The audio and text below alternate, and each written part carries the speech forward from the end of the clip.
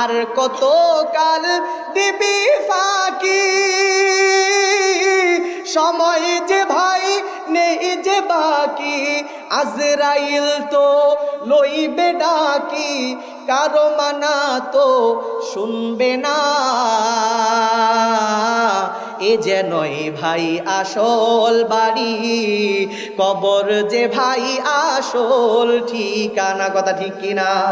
ও যুবক এই দুনিয়ার মায়ায় পড়ে করছো কত বাহানা, এ যেনই ভাই আসল বাড়ি, কবর যে ভাই আসল ঠিকানা।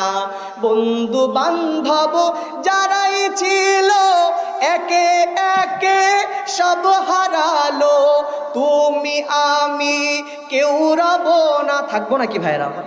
তুমি আমি কেউ রব না, দিতে হবে রওয়ানা।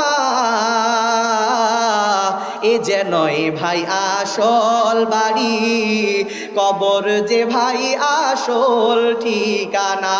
ও যুবক এই দুনিয়ার মায়ায় পড়ে করছো কত বাহানা,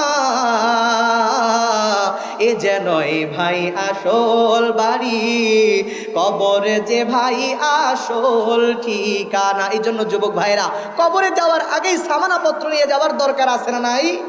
কথা বলেন, আছে না নাই?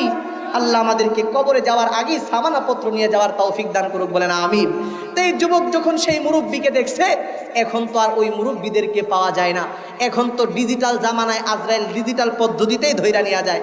অথচ আগের যুগের মানুষ 10 দিন 15 দিন 20 দিন অসুস্থ হইয়া বিছানায় কাতরাইতো, ঠিক না ভাই?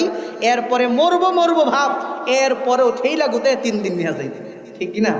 কেউ মুখের মধ্যে পানি দিত, কেউ মধু দিত, কেউ ক্ষমা চাইতো, ক্ষমা নিত। এটা একটা ভালো ছিল।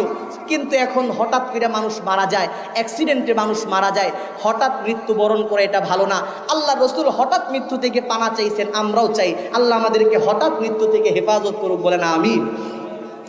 ভাইরা আমার, বন্ধুরা আমার, এই আল্লাহর বান্দা সেই মুরব্বীর কাছে যায় বলতেছে, চাচা এই গ্রামের নামটা কি অমুক?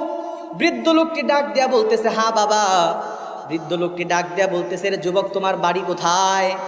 যুবকটা ভারাক্রান্ত মন নিয়ে বলতেছে, ওগো চাচা বাড়ি আমার অনেক দূরে, ওই কথা বইলেন না।